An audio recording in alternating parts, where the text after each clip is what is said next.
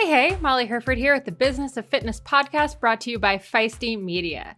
So this week I'm sitting down with my good friend and I'm almost going to call her a mentor because that's what she's kind of been to me over the years. Huge inspiration, Selene Yeager. You might know her from the Feisty Menopause podcast. You might know her from her new book, Next Level, or you might know her from Roar, although she's been writing books since, as we get into it in this episode, 1994. So talk about someone who's been in this industry for a long time and just has so much knowledge to share. And what I really loved about this conversation, we're talking all about book writing, book publishing, where the industry is now, sort of some help for new wannabe authors and things to think about if you happen to want to write a book or you've been thinking about writing a book for a long time. Just some of the ins and outs of the book publishing process. And of course, this is a topic that's near and dear to my heart. I've written 8 books. About half of them have been traditionally published, half have been self-published. So we get into all of the differences between traditional publishing, self-publishing, and sort of where both of those trajectories have gone in the past few years and which we would do if we were starting all over in our careers. So hopefully this episode helps you out if you've ever been thinking about how the heck to write a book. And with that, let's get into this episode with Selene Yeager. Enjoy. As a lifelong runner and triathlete turned CrossFitter, I am stoked to announce that the athletic eyewear brand Tifosi Optics has joined us as a partner here at Feisty Media. Tifosi sports glasses hit all the marks for athletes. They're shatterproof polybicarbonate, so the lenses not only reduce glare, but also offer scratch resistance, which I 100% need. They stay in place when you are moving. The hydrophilic rubber nose pads actually get more grippy the more you sweat, so they are secure and don't slide down your face even when you're running in hot conditions.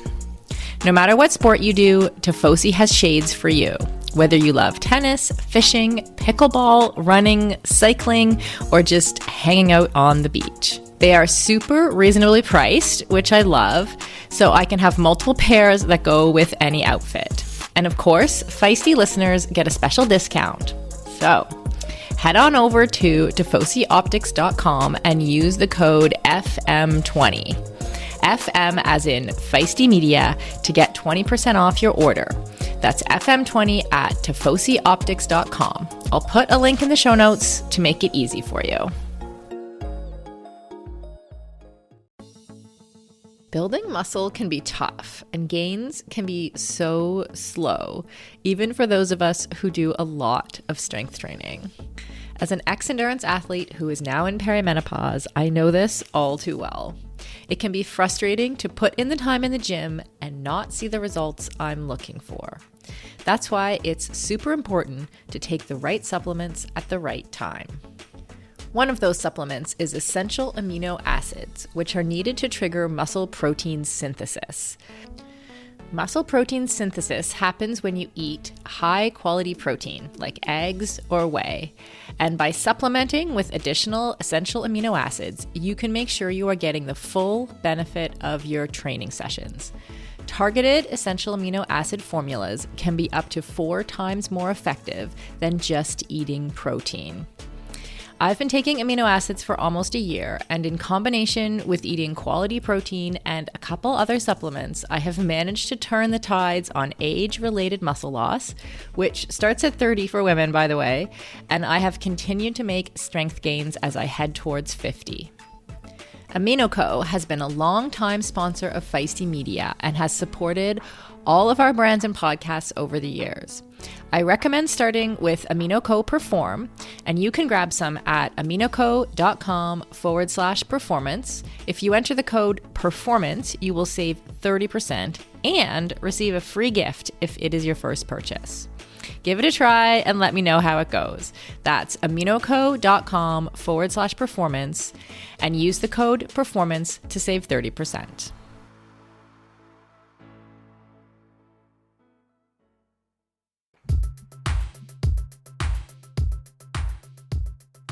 Okay. Okay, Selene, welcome to the Business of Fitness podcast. I'm so excited you're here because I know I've said this to you a billion times, but I feel like when it comes to women I've really admired in the endurance sport world and women whose careers I've like wanted to emulate, frankly, you're the person who comes to mind every time. So I'm so excited to talk all things books and career related with you.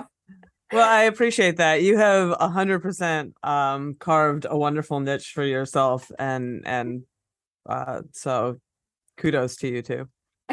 We love the weird niches, actually. Now that I think about it, you and I both have that. We have that in common, that's for sure. So I really want to start every episode of this podcast with a bit of that question of expectation versus reality, because I think so many people who want to get into the fitness industry, the endurance sport industry, and kind of in whatever area they want to get into it. You know, if you're picturing being a yoga trainer or, you know, a personal trainer, or in this case, what we're talking about, writing books, I think there's this glimmering expectation of what it all is going to look like. And then there's the actual reality. So expectation versus reality. When you got your first book deal, what did you sort of envision life looking like versus how it actually panned out? Yeah, I mean, I think that that's such an interesting question because of how long I've been in this business. So I think what I would do is parallel two different meaningful books, one being the very first book that was mine, because if you'll recall, I got hired by a publishing company that had a book division arm. So I was writing books, and eventually when I wrote the bulk of one, which might have been Healing with Vitamins in 1994, yeah, like that my name was on that cover. It was more of a collab. I mean, there was a team of us writing it, but that's how Rodale published books at the time. Right. They had a team of writers, and then from that came like the book with my face and name and everything on it, which was perfectly fit. It was a fitness book, right? And my expectation of that was, I actually didn't want to be one of the fitness personalities of the time. There was a lot of, and I'm struggling to even remember. I can picture them all. They were all blonde, and I'm struggling to remember their names. Kathy Smith was one.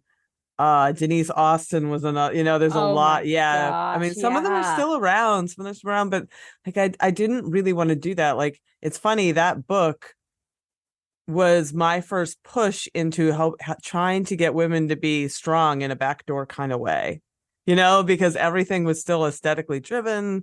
And I was just like, we need women to be strong. And it was about strength training. And that was my way of sort of like bashing myself into the space.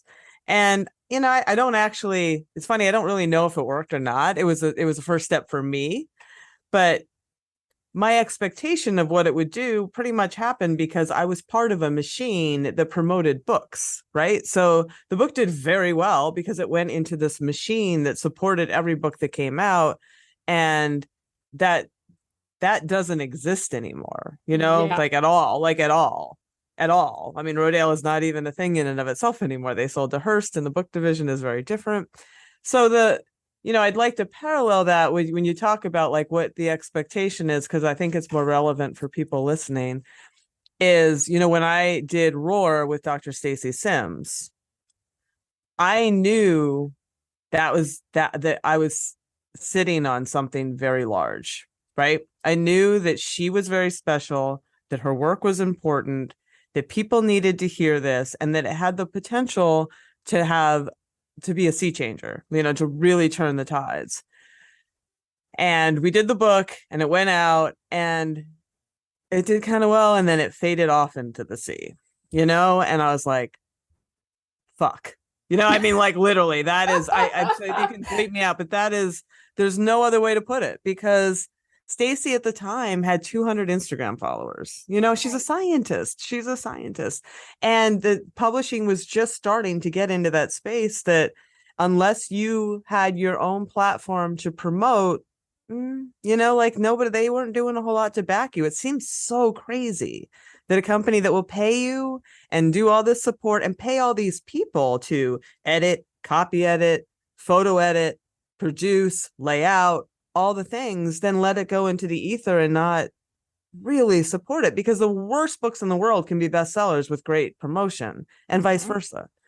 So it wasn't until Stacy, found Feisty, which is the, us that who we're talking through right now, this platform, and found people who could do that work for her to build a platform, that book became what it really, which I knew it could be. And now it's beyond my wildest expectations. I mean, now I sit back and I'm like, that's what I thought could happen. And it's even bigger than what I thought could happen. And that paved the way, of course, for Next Level to come through, which was the next book. And but that's your expectation versus reality. I mean, my first one, I'm like, but I had this big machine and it sold, I don't know, 90,000 copies, which is ridiculous. And versus a book that really should have sold that out of the gate, and just because it didn't have the support and we weren't able to afford it, I was on my next project and she was doing science, right? And that's just the way it was.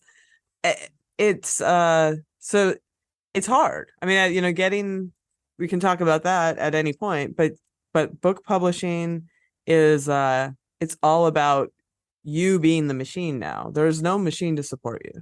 Yeah, and I think that's what I found with, really all of my books, Shred Girls kind of in particular. And it's one of those things, I guess the expectation at this point, like my expectation was like, oh, I'm going to write a book and that's what I do, is I write books.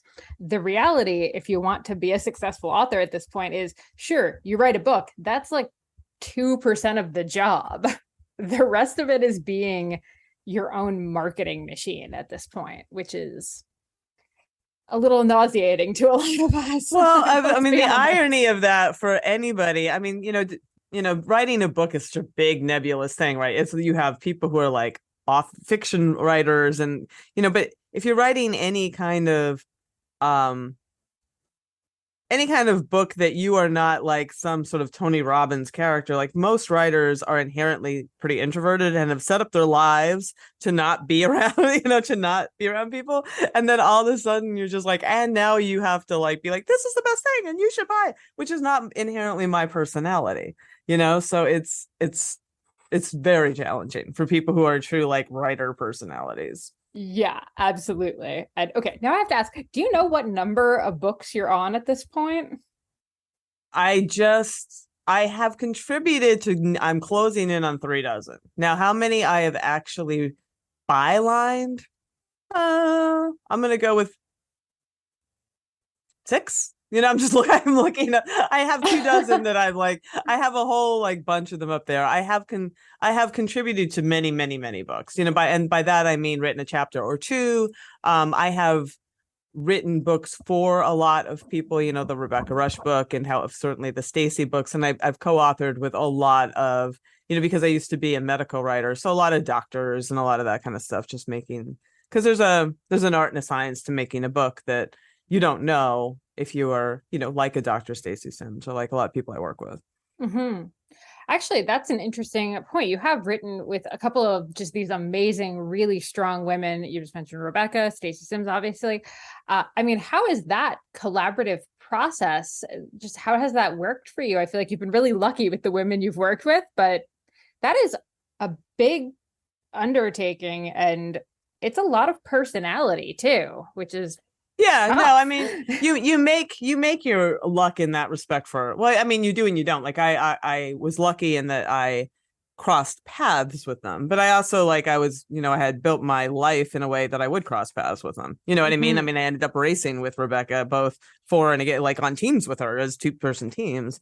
And Stacy, I just met getting CECs at a coaching summit, and she was presenting. And I was like, she needs a book and I can do it. And literally that I've told that story a million times, but that's 100% how it went. I went up to her and I said, you need a book and I can help you. And she said, cool. And we were off. So, I mean, with both of them, I've got as people know, a pretty strong personality too. The key with working with people on a collaborative project like a book is you've got to want to spend time in them with, in their head and with them. So, there have been people who have approached me and I'm I've just been like, I have to spend a lot of time with you, and I have to become your voice, and I have to sort of become you. And if I don't feel like we have that relationship, I honestly can't do it. Like, it's just, I'm not doing anybody a service. So with Rebecca, I mean, we used to get like, people are like, well, you, I guess sisters, because we just like we raced the same way, and we're both muscly and whatever, and wore pigtails. But I mean, I just went out to her house for a week and tape recorded her and talked to her, and she was kind of prolific herself with some of her writing, so I could get her voice. Her mom had done this phenomenal job of capturing all of her adventure racing years. She had on tape. Like, so that was gold. Like, I had a box filled with gold. Like, I would not, because that was all pre-internet, right? So I wouldn't have been able to do that without all those tapes and transcripts that her mom had just done, because she thought, was so proud of her daughter. And with Stacy, it's kind of the same thing. I just went out and stayed with her and recorded her, and she is also prolific, so it's pretty easy to take her work, and a lot of the work I do with her is really synthesizing stuff. So I get this giant body of science and all of her thoughts on it, and then I have to go like, what message are we trying to put out into the world? What message does the world need from us? And what is the greatest, what's the best format and the best arc, and all the and all the best organization to present that to people? And that, that's an art in and of itself. It's you don't always get it right the first go around. Yeah. And anyone that thinks that like collaboration or ghostwriting or whatever you want to call it, like in different situations, is like an easy thing, it is absolutely not. I think it's actually way harder than writing your own in a lot of ways. I know even I've been talking about doing some ghostwriting stuff, and I was talking to an agent, and they kept kind of sending me people who were thinking about, getting a ghostwriter, and I would read the bios, and I have yet to say yes to any of them, because I'm like, I don't think I could do this person's voice. Like, I don't want to do this person's voice. Yeah. There is a male track racer that will go unnamed that I was supposed to do a book for his memoir, and I'm like, nope. Nope. And boy, am I glad I said no. But anyway, that's yeah. Yep. Scandals on the podcast. Oh anyway, my goodness, I love it. I'll add my own. I had one person approach where it was like the like middle-aged, perfectly healthy guy had run a marathon and was like so chuffed about it and wanted to do a book on how like running the marathon really relates to business. And I was like, I'm sorry, I cannot write this, because I just don't think it's a big deal. You are a white middle-aged guy who ran 26 miles. Like, that is not an impressive. I know it's transformational, but like, that's not a new story. Exactly. Yeah, exactly. Yeah. Oh my gosh. Anyway, okay. Yeah. So let's get practical here. Okay. When you are writing a book, so whether it is you have the gravel one that came out pretty recently, you have your new one with Stacy. What does your process look like when you're in the writing phase, we'll say? Like, what's the day look like? It looks like every day of my life, because I am a writer. But it's, it is I can't answer that without just pretty much saying like what the process of the book is, right? Because the process of the book is, I start with a table of contents. I start with like, this is what I think the structure and what we're going to cover is. And then I spend a lot of time filling the buckets, so like chapter 1, I do a whole bunch of research, and I just keep filling all the buckets. And sometimes then I'm like, there's not enough for this bucket. Can I blend it into another one? So the TOC takes a while to form while I'm doing research and stuffing stuff in there. And then once I'm at the place where I feel like I have all the material, or at least I know where I'm going to get all the material for all of the chapters within, then I can start the actual writing process of the book. And I am pretty methodical about that. I will look at my deadline and I will literally work backwards. So if I have a book due in 24 weeks, I take, whatever it is, 120, say it's 80,000 words divided by whatever. And I'm like, it sounds kind of like mill work at that point, but it keeps me, I don't blow deadlines, and that keeps me very on top of it. I'm like, I have to get out 5,000 words this week. Like that's what I need to do. And that it's because otherwise, like, you can end up in a world of a hole that you can't get yourself out of. Oh yeah. Yep. I remember the first book I wrote, looking up online how many words is in a nonfiction book. Yeah. To do that exact math. Yeah. And it was terrifying. But then isn't it kind of amazing how quick like 65,000 words goes? Yeah. But yeah, at this point, it's funny because I think at that way, being at Rodale did help because they actually hired their writers and scaled you by, whether you were a junior or a senior based on your word content per week. So I had a real sense of like how long it takes to do 3,000 words, that is researched and all that. And I have a real sense of what a chapter looks like. So, okay, the intro is going to be about 300 words, right? Like, and I just have at this point, I have a very good sense of that and how long that's going to take. Now, of course, there's some days I'm going to be like, I'm going to knock out 300 words, this morning. And 3 days later, I'm still working on the 300 words. But then the next day, 1,000 will come out. And that's just, I am now comfortable with that process. I don't always love it, but that's just the creative process. I trust the process. I trust that even on those days where I'm just staring there going, then my brain is filling in all the holes and working on it. So when it's ready to come out, it will actually come out. Mm-hmm. So that is what the day looks like. And I'm also I get up, I do email, I plan my day, including when I'm going to do whatever workouts I'm going to do. And I kind of on Monday, I plan my whole week, so I have like a week of what I'm going to do. And then each day I plan that out. And I'm really pretty good about sticking to it. If the muse isn't around one day, I can shuffle things. But that's what the day looks like every day. I'm creative in the morning mostly. I do some exercise thing in the afternoon, and then I come back and I do organizational things, and then a little creativity will hit often a little later. And that's kind of how the days always go. Yeah. Sounds like we have sort of similar schedules. I notice I always have that like trough in the afternoon, which is actually like why I try to schedule talks like this, because at least it kind of jogs my this is perfect. This is a perfect time to talk. Yeah, 3 o'clock. I'm like, yes, 3 o'clock is a great time to talk. Yeah, because I'm useless for getting any articles or writing down at this point in the day, but I'm great for chatting. So it's definitely that like knowing yourself, which takes, a while to figure out. And especially like if you're trying to write a book while you're also doing sort of a more traditional job, which I think we didn't mention, like, it's not like you've been just an author since 1994. Like you have been, doing all of these other articles and writing and, your regular and events, like racing around the world. Yeah, that was, and I have a daughter too. Oh, right. Yes. That whole thing. You somehow like race more than most people. You're still writing like I would say, until like fairly full time. Like you put out enough content that it's certainly a full time writing career outside of books. Yeah. Yes. And you have the podcast on Feisty, which takes up plenty of time, talking to all these experts. It's not like researching these books is just like a simple proposition. There's tons of work that goes into them. And then that's not even mentioning the thing we're going to get to, which is the whole marketing side of it. Right. So how the heck do you organize it all? And like, how did you ever like find those times to carve out for the book writing when it's not the thing or the only This is going to sound like a crazy, crazy thing, but like, I'm self-employed, right? So, but when I first started writing at Rodale, I was employed for about 3.5 years as an employee. And during that time, I would take on freelance work because I was building my freelance business. So I learned how to maximize a couple hours in the evening, right, to do stuff.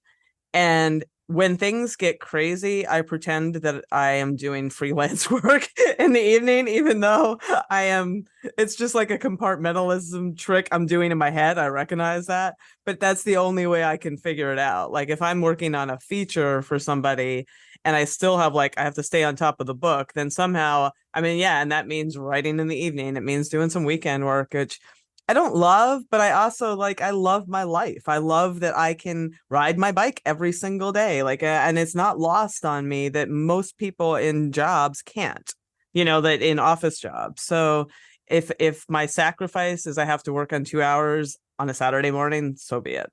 Mm-hmm. Yep. That's a conversation we were actually just having just a week ago with my aunt and uncle, because we were technically on vacation, but obviously I'm still just on the computer because deadlines are deadlines. And when you're Yep. freelance, if you don't turn stuff in, you don't get paid. Yep. So it's not like you ever really get a vacation at this point. Yeah, it's very, very rare. There's a couple that once in a while I'll be like, okay, like before I went to Montana, I just did a vacation in Montana, and I was so miserable the week before because I was working around the clock to get work done for this week. Well, And that's it, right?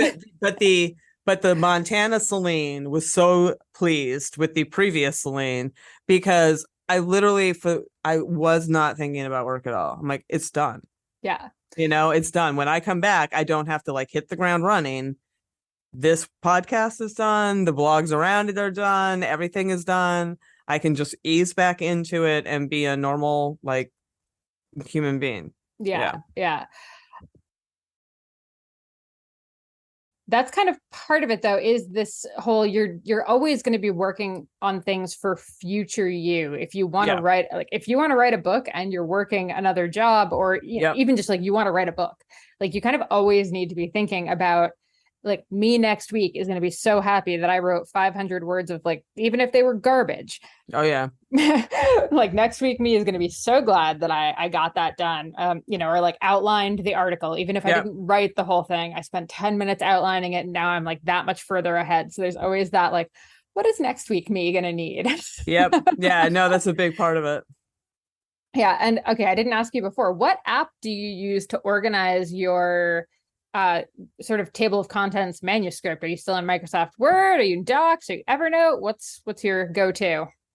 Oh my gosh. Yeah, I mean, I do a lot. I just held up a notebook. I am not an app person for any of that kind of stuff, period. I still do work in Word or Google Docs, mostly Word, just because that's what I started in and I have so much already legacy there. It's just easier. But I have this screen, and then I have this auxiliary screen that you are sitting on, and then I have like a bunch of papers over here. And I am definitely a pen to paper person for my organizational stuff, and then I put it out. Like it's almost like drawing a picture sometimes for me, as opposed to like doing it on a screen. But if I have to use another app, it's just I'm gonna lose it, and it will never. I just don't think that way. No, I mean, I've had similar experiences. I'm a bit more app based, I would say, but I've definitely like done the thing where I read about what other writers are using, where it's like, I use Scrivener or like any number of other like text editing apps, and I'm like, I should use that because I too want to be an author. And then I like spend a day setting it up and just get really angry about it and end up just deleting it anyway. So and then I do the same thing, and then you meet a lot of authors that are the same way. They're like, they have the scribbled notebook with like things and like a napkin shoved in there. Like that is the real thing. And that once in a while, because things do come to me when I ride a lot or in the shower, I use notes on the phone, and I just like I've literally stepped out of the shower and just like put the phone back down and rinsed my hair and Ooh, actually, may I recommend Aqua Notes? It's literally a notepad that suction cups into your shower. Oh, and it has a shower cool pencil. I have it because I have the same thing. Like showers are where my ideas is pretty come. crazy how often the shower. I will shower at 4:00 in the afternoon sometimes just because I'm like, I need some ideas. Yep. I was using children's like bathtub crayons that you could like write on the walls with, but then my shower started looking like a creepy like murder scene kind of vibe. So it's like, okay, I've got to figure out a waterproof notebook. So that's what I've been doing. Highly recommend. Okay. Now, what I was going to also ask you about the table of contents, a lot of people kind of would use that more in like a traditional book proposal type thing. Are you still doing book proposals either for yourself or for publishers? Like, where do you think they fit in? They are still really important. for obviously for Next Level, Roar had a history, Stacey has a history. We didn't really need to do much of a proposal. I did a pretty beefy TOC, pretty beefy table of contents, and that was enough. Mhm. But when I worked on a book with my brother, who is a FBI scientist, and a proposal was super duper important, and that's all the things. And in proposal, I mean, you have to look at a proposal as your loss leader, money in the bank, whatever cliches you'd like to throw in there, because the better your proposal, the more likely the thing is going to see the light of day. And the proposal also helps answer a lot of questions that a lot of authors or people who want to write a book don't think about, like, who am I talking to? Mm-hmm. Why am I writing this book? What is the purpose? Who do I think is going to buy it? Those are really, really important things to sort out. Like, what is this book actually about, and what am I trying to say, and who is going to buy it? You need to figure those three things out, or it's not going to be successful. Yeah. Period. And doing that, and also the competitive analysis. I mean, there's a whole, you can go online and find like skeletons of book proposals, but they're a pain in the ass in many ways, but they're really important to do. Yeah, and I'd say they're worth doing, even if you wanted to go the self-publishing route at this point. I think I would still actually do a book proposal, only because it forces you to kind of basically start thinking through your own marketing plan and how you're going to get the book out, and where you want to focus, what you want the tone to be, and like you say, who you're speaking to. So I think even if you don't plan to traditionally publish, it's well worth the time to do that. And I mean, really, it really is. It's a lot of the preliminary research you're going to need to do anyway. Yeah. So why not formalize it a little bit? Yeah. So the traditional proposal brings us to traditional publishing, which you and I have had many conversations about offline. Yeah. It is not an easy space out there. And we've both kind of bemoaned this, and like we were talking about, the whole marketing thing is a whole other animal. And when you kind of start thinking through this, if you have to be your own marketing machine, but your goal is to make your advance break even and then maybe start making a few cents per book, it's hard to necessarily say that traditional publishing is still worth it unless you have this like automatic boom, it's going to sell however many copies. That said, it's the allure of traditional publishing still exists, right? Like, self-publishing is less of a dirty word than it was 5 years ago, but I think there is still something a little less. There's still a snobbery about it. There's a little less sexy. Let's be honest. Yeah. So, if you were a new author, had never had any books out, what do you think you would be doing right now? Like, if you wanted to write a book. The first question would be like, would you write a book? But right. Well, but it's a really good question, because like, I think you have to figure out like, why a book? I mean, especially in this climate, like, why a book? When there are so many other things at platforms, places that you can put out whatever message that you're feeling is so important. Why a book? Mm-hmm. And there, sometimes that answer is evident. Like your Shred Girl series, that has to be a book. I mean, I guess it doesn't have to be, but it lends itself. It makes sense as a book. But even, when I was working on Next Level with Stacey, it's like, some of this is going to be like, because science changes very quickly, and it's, she already has this platform, but the book itself, in this case, that book is a platform and a vehicle of her philosophy and message for this audience, right? So that's how I was getting it. And they come to her and can continue that journey and continue learning more. That's the purpose that book serves. And I kind of felt that way, with Gravel. It's your guidebook. Like, everybody has all these basic questions. Here are your basic answers, and it's just like somewhere that you can get a little purchase and get some traction, pun intended, in this sport that can be kind of confusing if you're just stepping into it. So to answer the question of what I would do, it's really, Molly, it's super hard for me to say that, because I mean, I can't put myself in a place where I haven't written for Bicycling magazine since 1996. You know what I mean? Like, I would go to Bicycling and be like, hey, you want to, I mean, that's what I would do.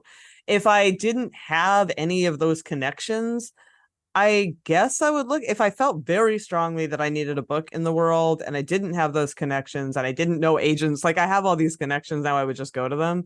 I would investigate the self-publishing route, but I confess to knowing nothing. And I mean nothing about it. I've never done it. I've never investigated it. You have done it very successfully. So I mean, I can turn these tables and speak to you. Like, you decided to go that route, right? Like what did you just Google how do I self-publish a book?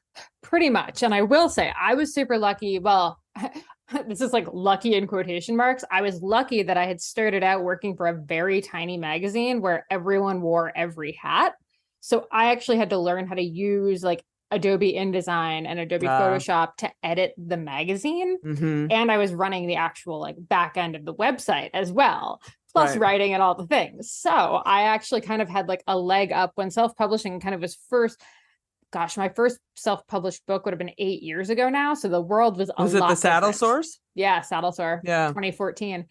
Yeah. So that was my first self-published book. And it was a lot harder back then. You had to have like InDesign was pretty much the only way to do it. Nowadays, you can actually download like a template for Microsoft Word. And now it just uploads and boom, you're actually like pretty easy. And Canva gives you this great free way to like, boom. But then how do you get it into cover. the world? Like I understand how to physically make that thing. Like you guys were talking about podcasting with Sarah on the show. Like, so I understand I understand how I would physically make a book. What I have no idea is like, how do I get it on Amazon? Yeah. Well, luckily Amazon actually has like their own self-publishing arm. It's the KDP, I think it's still called. So it actually like will do that. Or what I've actually done in the past couple of years is now I use Ingram Spark, who will do the book. You can get physical copies. It actually goes on their book list because they're actually like a normal bookseller as well. So that way bookstores can actually order your book. They also feed it into Amazon. They feed it into Barnes and Noble and a few other places, and indiebookshop.com I think is the place. So that way like small bookshops can buy it. So it's actually like way easier than you would think to self-publish a book and actually get it onto Amazon and stuff these days. The harder thing though is like once it's on there, what the hell do you do?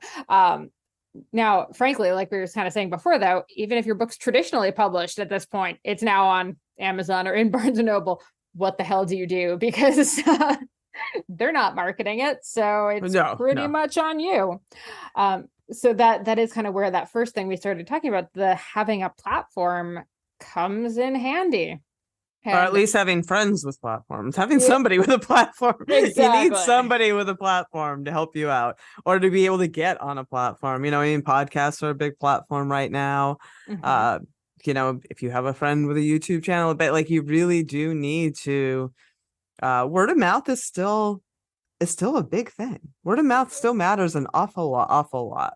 And I would say that's the only, like, that's how Shred Girls gets around. Like, it's really not so much the online platform with that. That's pretty much like parents telling each other at races and stuff about it.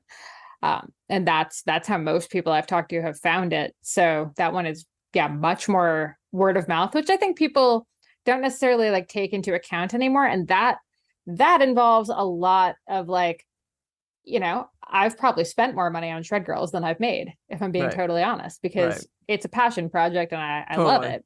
But I have spent so much time going to different, NICA events and, kids bike races and stuff and talking about it and doing, online talks for like different kids groups and stuff like that, just to kind of spread the word on it because I care that much about it. So I think maybe like one of the things we were just talking about is, does everyone need to have a book? I think the big question is like, if you're looking for just like a way to make a book is not the way to do it at this point. No, I mean, no. It's not.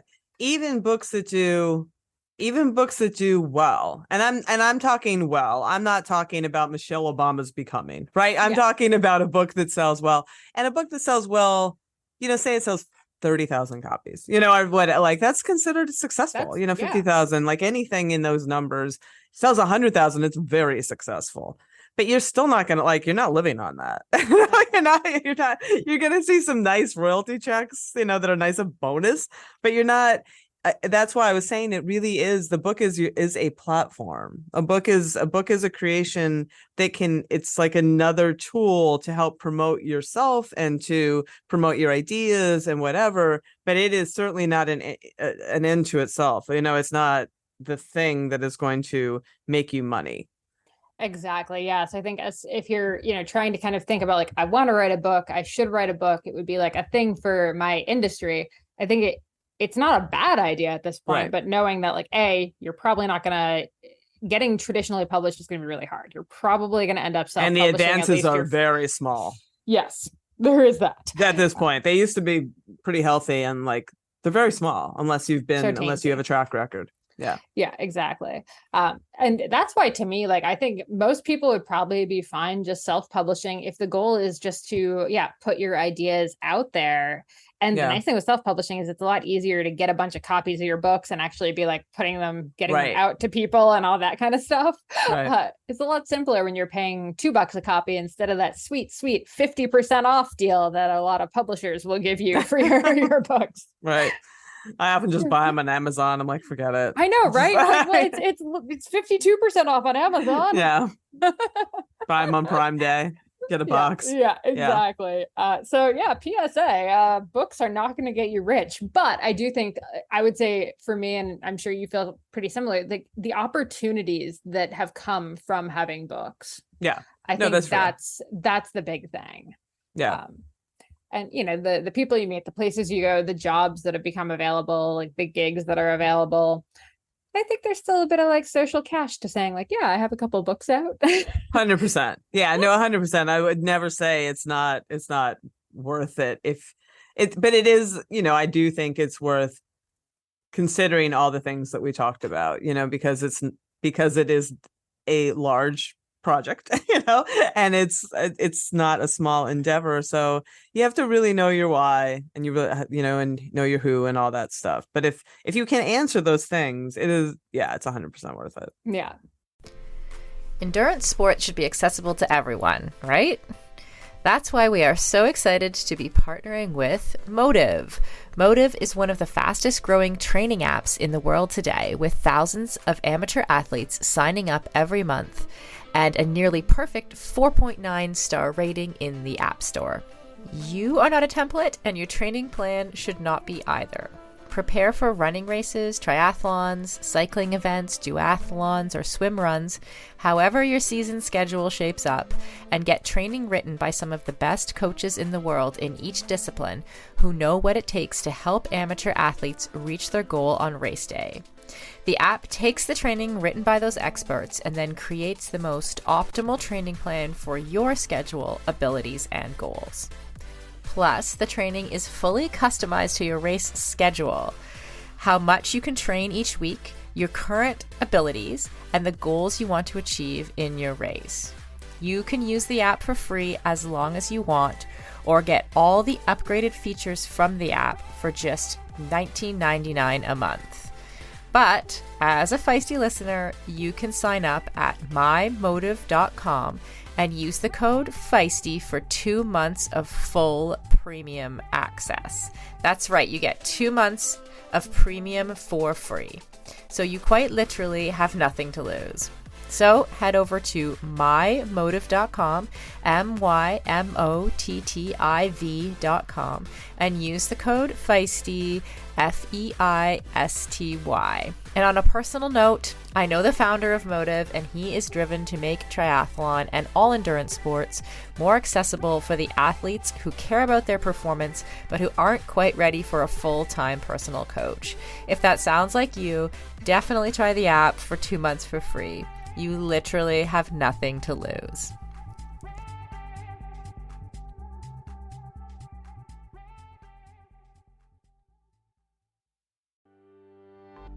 As we head into summer, rest and recovery are critical for improving sports performance, reducing stress, and living a long and healthy life. We should all invest in better sleep. So, think about the thing you lay your head on for 8 hours a night. If it's not exactly right for you, it can lead to needless tossing and turning, or worse, have you waking up with an unrelenting kink in your neck. My new Lagoon pillow has helped me improve my sleep immensely by pairing me with the performance pillow that has everything I need. So I personally was matched with the Otter pillow. Shout out to Team Otter, which I love because it has a gentle cooling effect. And I was able to choose how much stuffing I wanted in it, which is super important to me because I'm doing a decent amount of CrossFit these days and my shoulders are kind of creaky. So having a pillow that is stuffed just to the right height keeps my neck and head in exactly the right position and comfortable for the entire night. And as of fall 2023, Lagoon launched their 100% mulberry silk pillowcases. It's cool to the touch, buttery soft, and great for your skin and hair. You've got to go check out this pillowcase if you want to feel great and look great every morning. Waking up for morning workouts has never felt better. I'm refreshed and pain-free thanks to my Lagoon pillow. To check it out for yourself, go to lagoonsleep.com/performance and take the 2-minute sleep quiz to find your perfect pillow match. And then use the code PERFORMANCE for 15% off your first purchase. That's code PERFORMANCE at lagoonsleep.com/performance, whole 15% off, and the link is in the show notes. You can just click through there.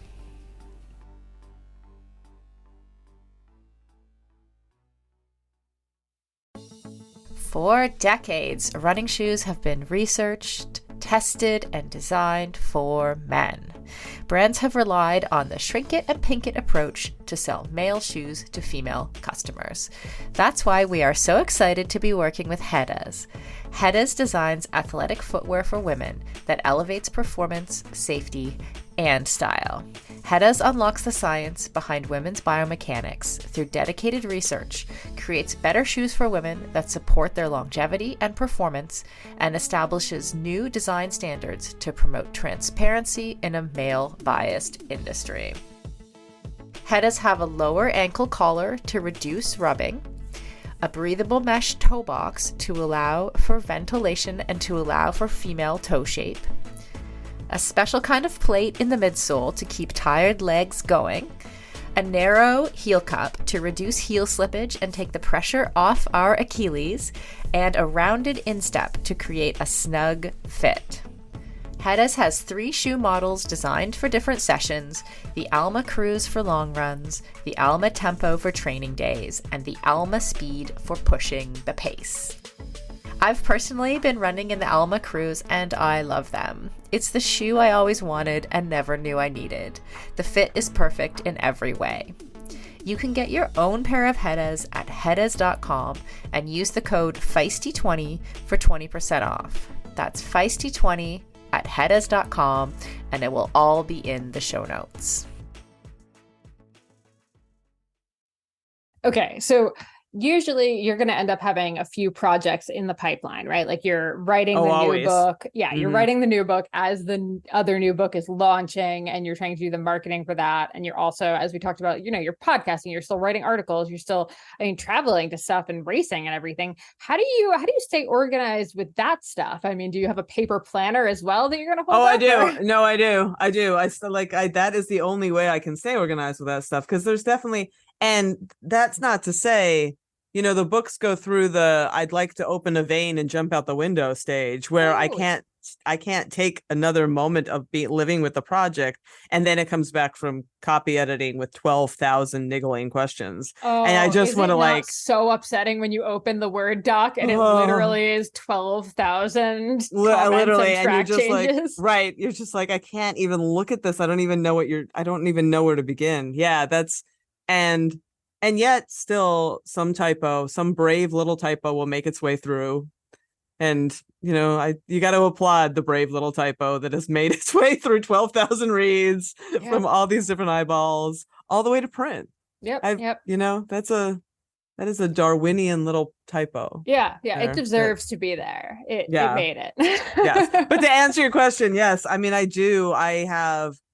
That is all part of that, like I talked about with the writing things down, is just keeping track of things. And to be very, very honest, I like having a number of things going because it helps me use different parts of my brain. Totally. So I will be writing something, writing takes a different part of my brain than that copy editing thing, which takes a bit different part of my brain than the research phase, which I actually kind of pretty fun, right? So like I actually sort of structure my time to take advantage of that, so sometimes it'll be like, okay, I'm going to roll into this Monday and I have all these little things to do and I'll just spend the day researching and organizing. And then Tuesday, I'm just going to block the whole day off and I'm going to write, and that kind of thing. So I just sort of follow the rhythms of my energy based on what the tasks of the week demand in each of those projects. Mm-hmm.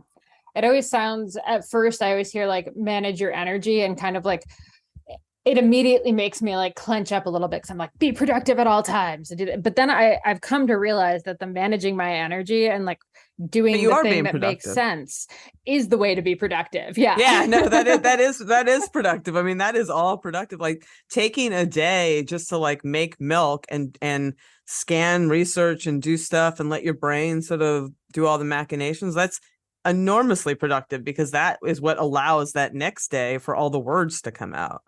Yeah, exactly. And that's definitely taken me a long time to learn, because I have definitely struggled with like, if I'm not doing the whole thing right now, or if this isn't like a check offable, like definite, well, then make a check offable. It's true. No, write all the things down.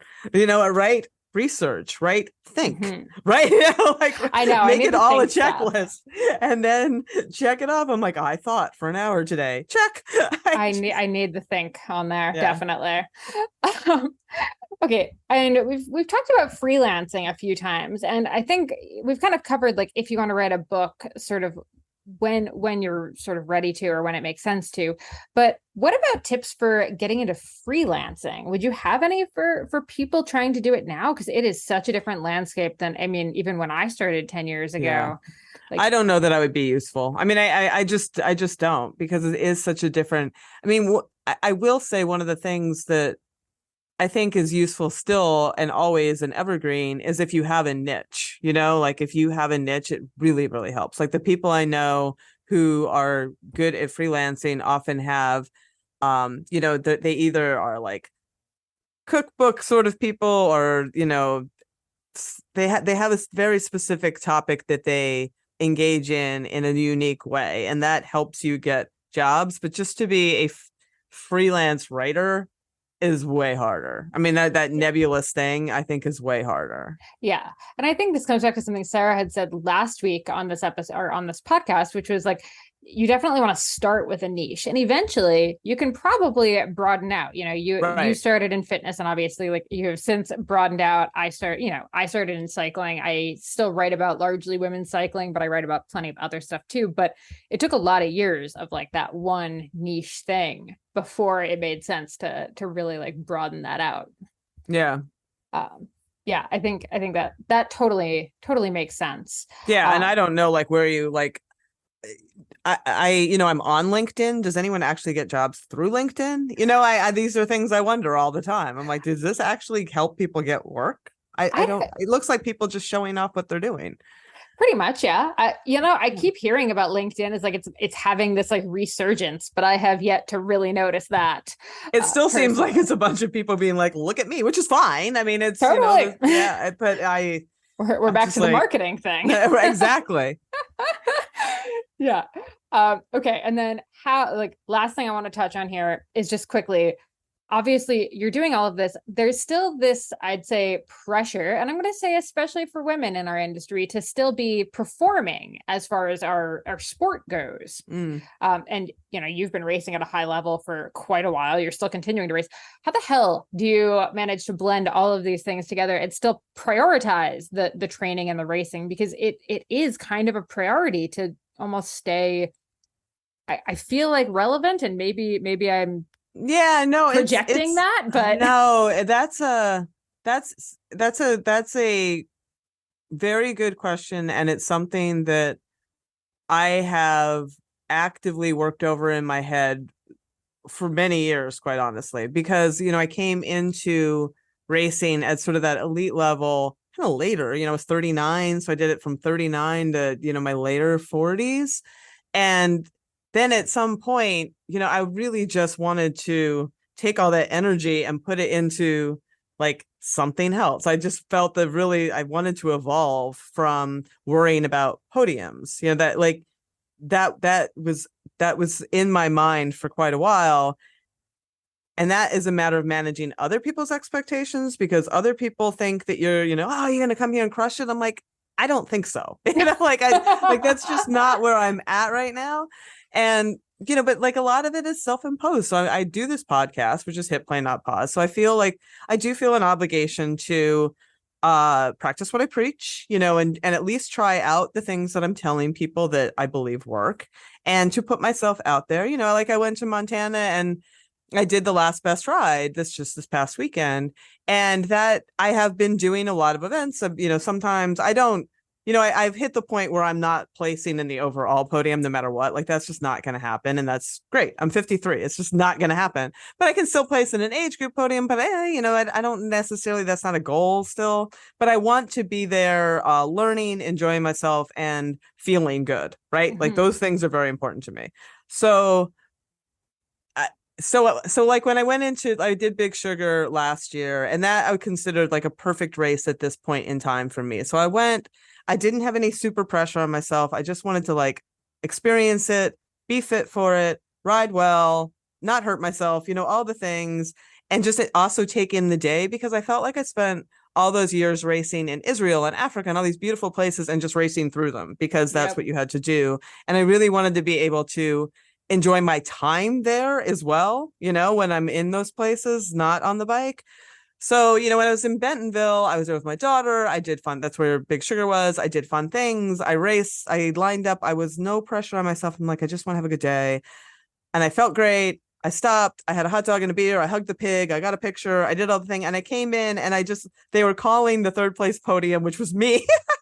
for the 50 plus, literally as I crossed the line, I'm like, this is the perfect day. Like, this is actually the perfect day. Not waiting around for podium. Amazing. Right. Well, yeah. And I didn't need to win, and I didn't, and I was like, that is so great, but so I came into Montana, like hoping sort of maybe to do the same, but I like literally, like we did the ride to the sun like 2 days before. I did not take any time off my feet. I didn't taper. I didn't do any of the things that I write about. And I went into like, I definitely paid for it, and it was really hot, and I didn't do all the things I know to do when it's really hot, and I paid for that. But I was just like, okay, I am still going to get an experience out of this. I'm not quitting, I'm just moving slower than I want to. And that's okay. Like no one cares. It's fine, right? I'm going to get to the end. I'm still going to be able to, like another me might have been like, oh, people are going to be like, oh, she doesn't know what she's talking about. And, like, look, she would have been so much faster. But I like, it just doesn't work that way. Nobody cares. Like, I just don't have to prove that every single time. And I learned lessons, and I can speak like this too. Like, yeah, I didn't do all those things that I should have done, and I suffered for it. But I still had a good time at the end of it, like, and it's all good. And you know what? I think that actually goes into proving your point. I actually find when we do episodes of our Consummate Athlete podcast where we're talking about fitness and training and stuff, the ones that do the best are when we're talking about like the stuff we messed up. Because there's always stuff you mess up. It's not like, I write about this for a living, so naturally I'm perfect. So I always do it perfectly. I always no, it's an evolution. Yeah, and like sometimes you just know it, like, and sometimes you get away with one, and sometimes you don't. Exactly. Yeah. Oh, amazing. Well, I think this was a super helpful conversation. Let everybody know where they can find your current, most recent book, and maybe all of your archives as well. Where's the best place? Oh boy, I would really send people to Feisty Menopause for sure, because that is where I'm doing a lot of my work right now.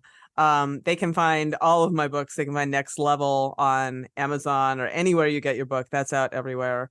And you can follow me personally at FitChick3 on Instagram. But again, I would really just funnel you at the FeistyMenopause.com, because all of my current work is pretty much channeling through there. Amazing. Awesome. Thank you so much, Selene. This was so much fun.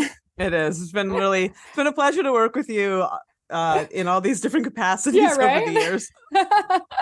I know. And we're still overdue for a bike ride too. So that's going to have to happen soon. Yeah. Excellent. Awesome.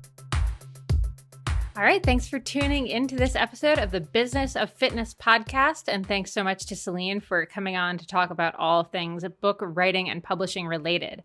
I just wanted to pop in here at the end just to give you a couple of my top takeaways from this episode. The first being really understanding why it is you want to write a book and getting a really clear idea of what the book is going to be about, who the book is for, why you're the person to write the book. So even if you are thinking more self-publishing, just trying to get a book out for the sake of having a book to kind of boost your business, give you that aura of expertise that we kind of discussed there, it is still important to do kind of that traditional book proposal, even if you don't plan on submitting it to agents or publishers. There's definitely still value in just sitting down and taking the time to really think through that more traditional book proposal. So definitely Google just book proposal template if you're not sure exactly how to go about doing that. So that's our first step. And then our second thing is really that you don't need a lot of bells and whistles or even a lot of spare time necessarily to get a book written. You can definitely write within those little pockets of time you have throughout the day, as long as you're consistent and you're really focusing on that craft of writing. So Selene and I both are big fans of writing something every day, even if it's a crappy first draft, just getting those words on paper and making that a consistent practice and keeping it simple. You don't need all of these fancy apps for authors or anything really expensive or difficult to use or time consuming to use. Selene does great with just a notebook and a Google Doc. I'm a big fan of using the free version of Evernote. And of course, my trusty regular written notebook. I love a good pen and paper situation. And that's really what gets us both through most of our writing process. So don't feel like you need to wait till you find the perfect app to get started. Just get on the writing today. And of course, the last thing is just that writing the book is really just the first step of being an author. The second part is all about that marketing and media, unfortunately, these days. So if you're an introverted writer, unfortunately, you're probably just not going to have a whole lot of luck with getting people you don't know to read your book unless you're willing to get outside yourself and do some marketing work on it on your own. So we'll definitely get into that in maybe a later episode. If you have any more questions about the book writing process or even how the marketing aspect of it can work for you after you've written it, definitely hit us up. You can find me at Molly J. Herford on Instagram, Twitter, or wherever you listen to podcasts. Just drop us a little rating, review, question, and we'll definitely get back to you. All right, enjoy your week. Get to work.